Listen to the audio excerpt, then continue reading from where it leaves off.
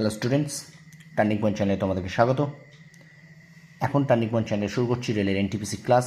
দেখতে পাচ্ছি MCQ GK ধামাকা। এই এমসিকিউতে 15টি প্রশ্ন আছে। চলো শুরু করি ক্লাসটি। এখনকার প্রথম প্রশ্ন, কম্পন পরিমাপ করা হয় কোন যন্ত্রের সাহায্যে? Option A accelerometer, option B altimeter, option C ammeter, option D audiometer. বলো তোমরা সঠিক উত্তরটি কী হবে? সঠিক উত্তরটি হবে কিন্তু option A accelerometer.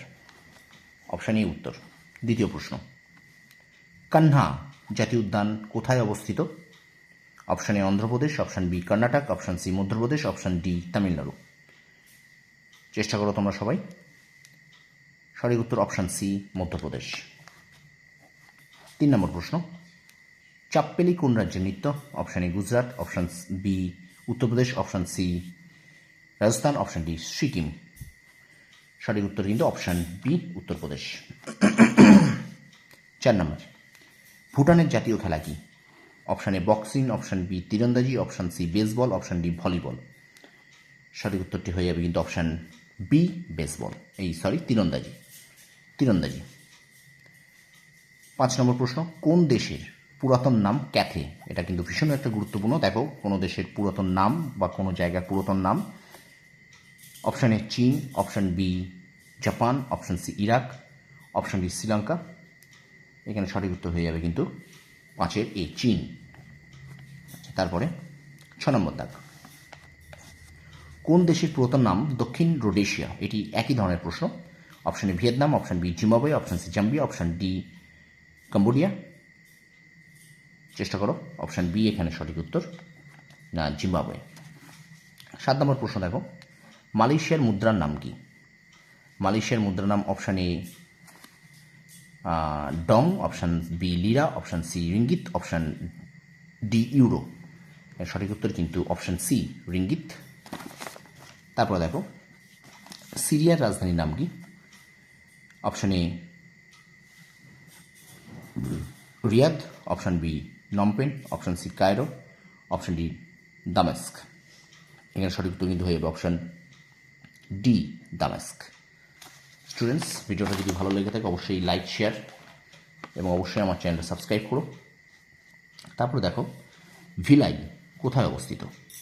Option A বৃক্ক, অপশান বি ক্ষুদ্রান্ত্র, অপশান সি ফুসফুস, অপশান ডি মুখগহ্বর। এখানে সঠিক উত্তর কিন্তু হয়ে যাবে 9-এর বি, ভিলাই কিন্তু ক্ষুদ্রান্তে অবস্থিত।